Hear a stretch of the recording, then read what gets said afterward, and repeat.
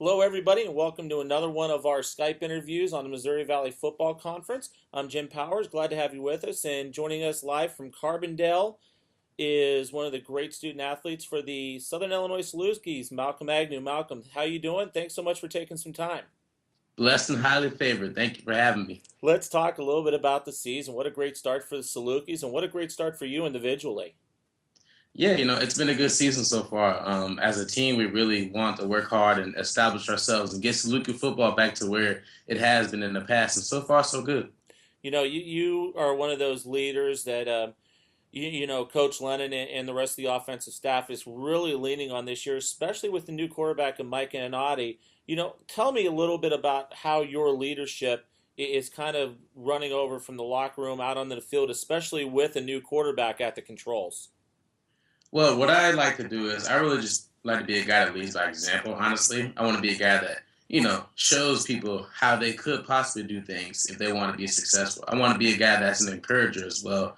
When things are not going well, I want to be a guy that, lifts my teammates up. Like, hey, it's okay. You're going to make the play next time. You didn't get it this time, but get out of your head. You're going to make it next time. Even when things are going well, I want to encourage them, letting them know that, keep up the good work. You're doing a really good job. Because I think a nice word goes a long way.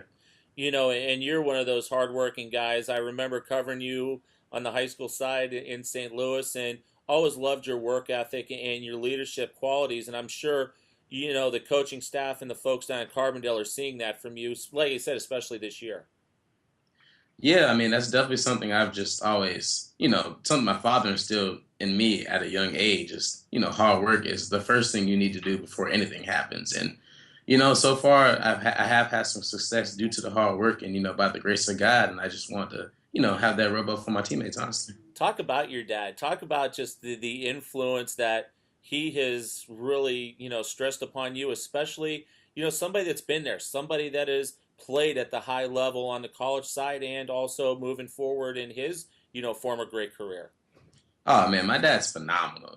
Talk about a guy that has so much knowledge and so much wisdom just about life in general. Not even talking about football, but he's been around the game for 24 years now since he was a rookie in 1990. So he's collected such a great wealth of knowledge he's able to spread not only to me but my brothers and anyone else that needs it as well. He's a great resource and he's even better father. How cool was it for you growing up? Being around your dad and being around the different various locker rooms and you and your brothers and all that. I mean, that just had to have been a neat experience. Oh yeah, it was special and one I will never forget or take for granted. After wins, he would take us in the locker room, the St. Louis Rams locker room. We would, go and visit certain players. My older brother Ray would be like, "Oh, come on, Malcolm, let's go visit Marshall." And we would just stand by Marshall and look amazed, like, "Wow, that's Marshall Falk right there." It's just special moments like that, just being around some of the great players that are in the Hall of Fame right now. It's special, and I'll never forget it. And I'm sure looking up to your brother Ray, another young man that I had a great chance to cover when I first moved to the St. Louis area. That's got to be a great influence on you as well. Oh, no doubt. My dad was the guy that played in the NFL for 11 years, but honestly, my older brother's always been, my role model and someone I wanted to be like because I used to see him run the football back in the day when he was younger, and he was so like good and so saucy. I was like, man, I want to be like my older brother.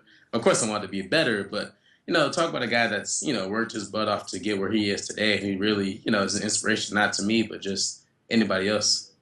Let's talk about the season so far. Obviously, the Salukis off to a great start. A little bit of a little bit of a letdown this past weekend, but I mean, you guys have really started to do things in the matter of what we saw a few years back with the Salukis and that high-powered offense. Yeah, this weekend was a tough weekend. Purdue, they played a good game, and we made a lot of mistakes. And, but I think it was a great game for us to just learn from our mistakes and really grow as a football team. You learn so much more from your losses than you do your wins. So I think that was great for us. As an offense, I feel like we finally have an identity. I think that's what we struggled with in the past. We haven't had our identity. And I think we finally have that now in being a team that wants to run the football and get that established.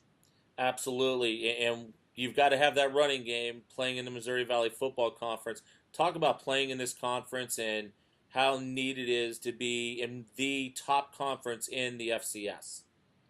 Oh, it's special. It's great because there's so much great competition. You're playing against some of the best players in all of college football, regardless of what level. So it's always fun and it's always a challenge because everyone likes a challenge, I would hope.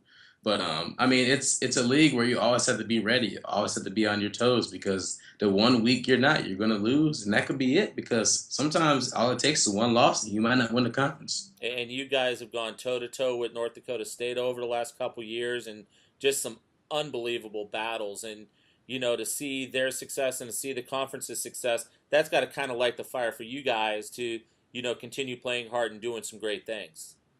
Oh yeah, it definitely does. It definitely, gives us a sense of, okay, here we are in the best conference. The three-time defending national champion is in our conference. It gives us a fire. Okay, we want to make some noise. We want to show people not only in the conference that we're one of the best teams in the conference, but one of the best teams in the nation. Outstanding stuff. Now let's talk about you. What are you majoring in? How's school going? How's classes going so far for you? Classes are going well. I'm a radio television major with a specialization in electronic sports journalism.